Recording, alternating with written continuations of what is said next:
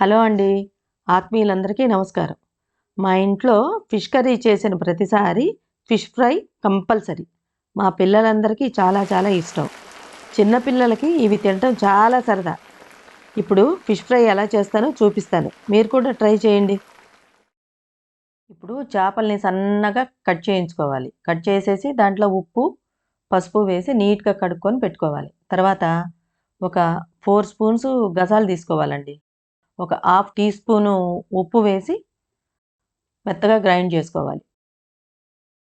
తర్వాత ఈ పేస్ట్‌నంతా చక్కగా పట్టించేయాలి. మొత్తం అటు ఇటు తిప్పుతూ మొత్తం పట్టించేయాలనమాట. పట్టించేసిన తర్వాత దీన్ని కాసేపు ఫ్రిడ్జ్‌లో ఉంచాలి.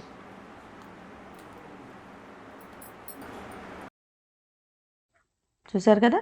ఇలాగంతా పట్టించేసిన తర్వాత ఒక హాఫ్ అన్ అవర్ ఫ్రిడ్జ్‌లో ఉంచి తర్వాత తీసుకోవాలి. తీసుకొని లోతుగా ఉండే పెనం పెట్టుకోవాలండి. ఎందుకంటే ముక్క మునగాలి కదా! అందుకని లోతుగా ఉండే పెనం పెట్టుకోవాలి. దాన్ని బాగా కాగనివ్వాలి. చక్కగా ఒక 5, 6 కప్పులు నూనె వేసుకొని, పావుల నూనె వేసుకొని చేపలు వేపాలి. చూడండి. ఆ వేగిన తర్వాత మళ్ళీ ఒకసారి దాన్ని అటు ఇటు మెల్లిగా కదపాలి. గట్టిగా కదపకూడదండి. మెల్లిగా కదపాలి. చూసారా? కొంచెం మారింది కదా! ఏగింది కదా! ఇప్పుడు మళ్ళీ ఇంకో వైపు తిప్పుకోవాలి. ఓకే. సన్నగా కాలుతూ ఉంటుంది. సన్న సెగ పెట్టక్కర్లేదండి. పెద్దగానే పెట్టుకోవాలి. పెద్ద సెగ మీదే చేసుకోవాలి. ఓకే. ఇదిగో చూడండి. బ్రౌనిష్‌గా అయిపోయింది. బాగుంది కదా! ఈ వేడి మీదే కారము, ఉప్పు కలిపి ఉంచుకోవాలండి. మనం పక్కన ఒక 2 స్పూన్లు కారము, ఒక హాఫ్ టీ స్పూను ఉప్పు కలిపేసుకొని ఉంచుకోవాలి.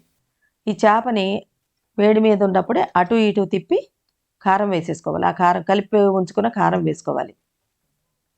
ఇలాగే మిగతా చేప ముక్కలన్నీ అలాగే చేసుకోవాలన్నమాట. నూనె మాత్రం చల్లగా ఉండకూడదు. బాగా వేడిగానే ఉండాలి నూనె. అదిగో చూసారా? చక్కగా బ్రౌనిష్‌గా వచ్చింది చూడండి. అటు ఇటు తిప్పాలి. ఓకే. సూపర్.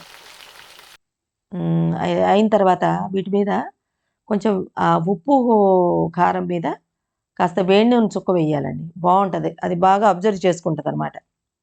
ఇంతేనండి. Fish fry simple and tasty.